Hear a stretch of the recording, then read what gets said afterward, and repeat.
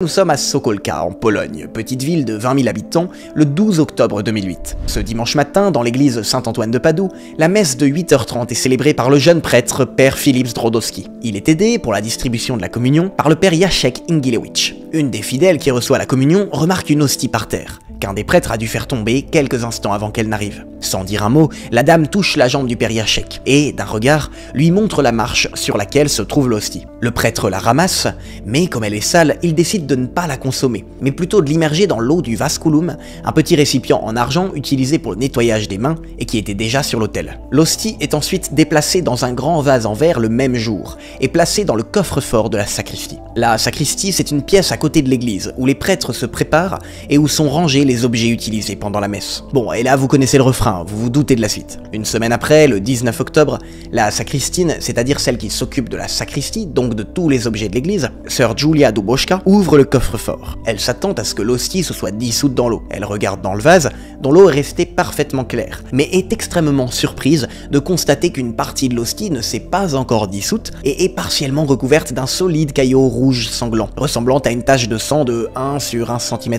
Sœur Julia appelle immédiatement le prêtre responsable de l'église, le père Stanisław Gnidzisko, et qui est d'ailleurs le seul à avoir la clé du coffre-fort avec elle. L'évêque va rapidement être mis au courant et demande que l'hostie soit mise en sécurité. Le 30 octobre, ce qu'il reste de l'hostie est donc déposé sur ce qu'on appelle un corporal, une sorte de petit linge. Sur celui-ci, une croix rouge très visible était brodée. L'hostie sera retirée mi-janvier 2009 pour être analysée, et aujourd'hui, quelques années après, on peut encore voir le linge avec la tache rouge de sang qui se mélange avec les bras de la croix brodée. Le 7 janvier 2009, sur demande de l'évêque, l'hostie est donc examinée. J'ai noté plusieurs choses intéressantes. Tout d'abord, ce sont deux experts de l'université de Białystok, l'université du coin, qui sont choisis pour examiner les restes d'hostie. Et il faut dire que j'ai rarement vu des CV pareils. Le premier expert, le professeur Stanisław Szulkowski, a publié pas moins de 286 publications scientifiques reconnues internationalement sur PubMed. PubMed, pour ceux qui savent pas, c'est un site internet où l'on peut trouver plein d'articles et de recherches scientifiques sur la santé et la médecine. C'est un peu comme une énorme bibliothèque en ligne pour les médecins et les chercheurs, et une des plus reconnues au monde. L'autre scientifique choisi pour examiner l'hostie est la professeure Maria Elżbieta Sobaniec-Lotoszka, et elle a de son côté plus d'une centaine de publications sur PubMed. Détail intéressant également, lorsque la professeure Lotoszka prend un petit échantillon de ce qui ressemble, selon elle, à un caillot de sang, puisqu'elle n'est pas au courant de l'origine de l'échantillon, une partie de l'hostie encore blanche est également présente avec ce qu'elle a prélevé, comme inséparable du caillot. Et là, à nouveau, les conclusions obtenues indépendamment par les deux chercheurs sont saisissantes. Leur rapport indique: l'échantillon est du tissu myocardique, ou du moins parmi tous les tissus d'un organisme vivant, le tissu myocardique est celui qui lui ressemble le plus. Bon, en gros, c'est un bout de cœur. Et il précise que ces cellules musculaires cardiaques sont celles d'un cœur dans le contexte d'une mort imminente. La première fois que j'ai lu ça, j'avoue que je suis passé un peu vite sans comprendre. Alors je vous la refais.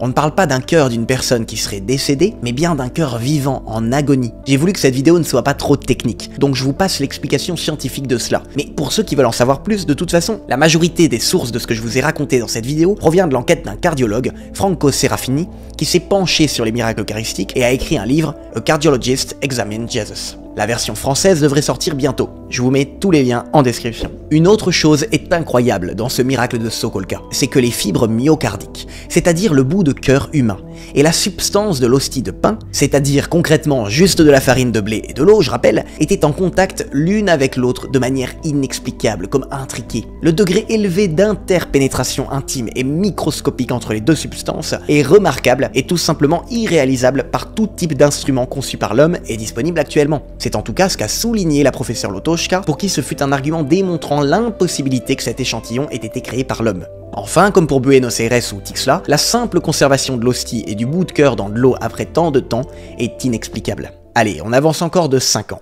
Nous sommes maintenant le jour de Noël 2013, toujours en Pologne, mais cette fois-ci de l'autre côté du pays, à Lenica. Là, un événement similaire à celui de Sokolka se produit. Une hostie consacrée tombe par terre et est placée dans un calice avec de l'eau pour qu'elle se dissolve. Le 5 janvier 2014, un prêtre remarque qu'une portion de l'hostie, devenue rouge, s'est détachée du reste. L'effet remonte à l'évêque, Stefan Cichy, qui demande des analyses scientifiques. D'abord à l'université voisine de Wrocław, puis par la suite des tests supplémentaires à l'université de Cieszyn. Ce qui me plaît bien, c'est que les procédures ont été encore plus rigoureuses que le miracle de Sokolka. Ainsi, 15 échantillons ont été prélevés sur le fragment d'hostie et toutes les procédures, étape par étape, ont eu lieu en présence de témoins et de photographes. Ils ont même mélangé les échantillons avec d'autres provenant d'hosties non consacrées du même lot de production que celle de l'hostie miraculeuse. Bon, si je vous détaille à nouveau toutes les conclusions des scientifiques, ma vidéo risquerait d'être un peu répétitive, alors vous ne m'en voudrez pas, mais je vais faire court pour cette fois. De toute façon, vous savez quoi lire si vous voulez creuser en profondeur. En gros, sans surprise, les conclusions furent toujours les mêmes qu'ailleurs. Présence de sang humain et muscles cardiaques correspondant à un cœur vivant d'une personne à l'agonie. En bref,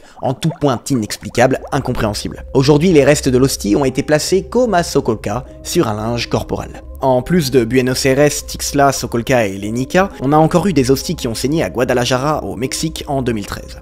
Voyez par vous-même. Mais les miracles eucharistiques continuent encore de nos jours. En effet, même s'ils sont plutôt rares, eh bien, sur le grand nombre de messes proclamées chaque jour de par le monde, il en arrive quand même assez fréquemment à l'échelle de la planète. Par exemple, le 30 novembre 2018, dans le hameau de Springbrook, près de la ville de Buffalo aux États-Unis, dans l'église Saint-Vincent de Paul, un prêtre remarque à nouveau une hostie qui s'est transformée en une sorte de caillot rouge, après l'avoir mise au fond d'un vase d'eau pendant quelques jours. Sauf que cette fois-ci, les faits remontent à la hiérarchie. L'évêque du lieu, Monseigneur Richard Malone, ne veut pas en entendre parler et fait détruire les restes d'hostie. Il y aura tout un scandale à cause de cela, et beaucoup de catholiques s'en indigneront, puisque pour eux c'est vraiment Jésus qui est présent dans l'hostie, donc c'est quelque chose d'horrible que de détruire les restes, et puis aussi parce que l'on est peut-être passé à côté de la reconnaissance d'un autre miracle eucharistique. Mais cela montre au moins, encore une fois, contrairement à ce que l'on pourrait penser, que la hiérarchie de l'église n'est absolument pas pressée de reconnaître des miracles, voire fait parfois plutôt tout pour ralentir la reconnaissance d'un potentiel miracle. L'église en tant qu'institution est souvent très frileuse à l'égard de tout phénomène surnaturel. Mais bref, encore plus récemment, en 2023, toujours aux États-Unis, à Thomaston, le 5 mars, lors d'une messe, une des personnes qui donnait la communion manquait d'hostie, et il y aurait eu une multiplication d'hosties. Cela peut paraître étrange, mais ce serait déjà arrivé dans l'histoire. En tout cas, le prêtre a décidé de faire une petite déclaration à la fin de la messe, qui a été filmée. Je vous la mets, on en parle après. We had something happen.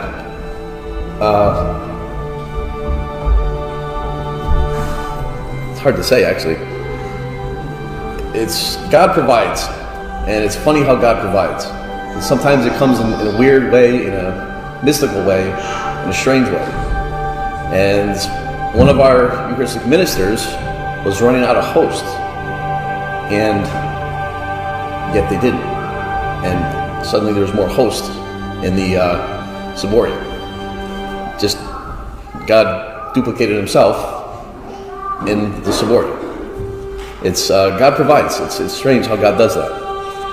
And it happened, and it was noted by one of our Eucharistic ministers that was giving out communion to you guys today. It's really, really cool when God does those things. And it's really, really cool when we realize what he's done. And it just happened today. Very powerful, very awesome, very real, very shocking, but also it happens. It happens, and today it happened. Where they were running out of hosts, and all of a sudden, the more hosts just were there.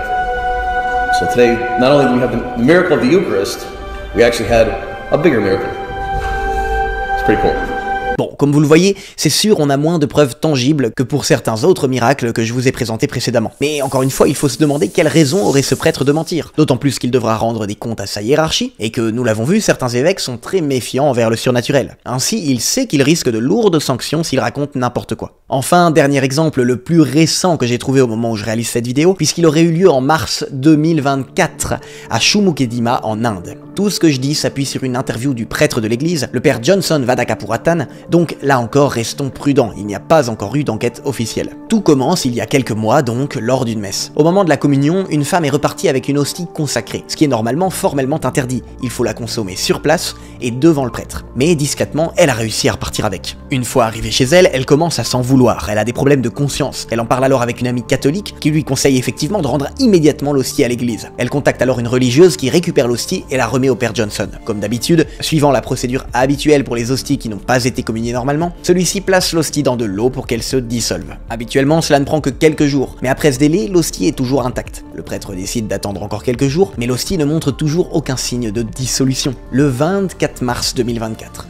Une semaine avant Pâques, le père Johnson vérifie de nouveau et découvre que l'eau est devenue sombre et qu'une croûte s'est formée sur l'hostie. En essayant de briser la croûte, une substance semblable à du sang frais en sort. Le prêtre, choqué, en conclut qu'il assiste à un phénomène exceptionnel. Il informe immédiatement son évêque, Monseigneur James Topil, qui pourrait bien, s'il le souhaite, lancer une enquête avec analyse scientifique. À suivre donc. En tout cas, aujourd'hui, nous avons des photos de ce phénomène qui pourrait bien être le miracle eucharistique le plus récent que nous ayons.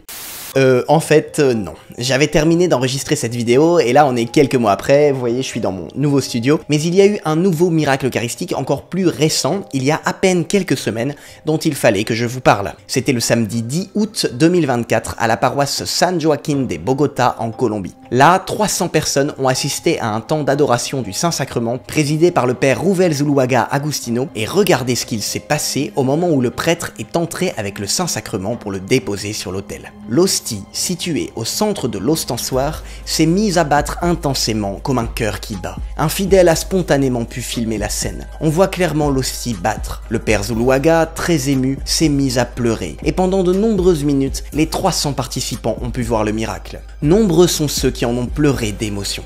Bref, si vous avez bien suivi jusqu'ici, les miracles eucharistiques sont extrêmement fréquents et diversifiés depuis des siècles. Et pourtant, lorsqu'on se penche un peu dessus, on a bien de nombreux cas entièrement documentés et très solides, en un mot parfaitement inexplicable selon les lois de la physique telles que nous les connaissons. Or, tous ces cas convergent vers la foi catholique comme un grand puzzle. Eh bien oui, tout le but de notre projet est de montrer qu'il y a 1000 raisons de croire que la foi chrétienne est vraie, unique et incomparable. Alors vraiment, si ces vidéos vous plaisent, abonnez-vous à notre chaîne YouTube, mais ne manquez pas aussi d'aller visiter notre site internet 1000raisonsdecroire.com où nous avons développé littéralement des centaines d'autres arguments. Nous avons aussi un magazine, n'hésitez pas à le découvrir. On compte sur vous pour faire avancer le royaume de Dieu.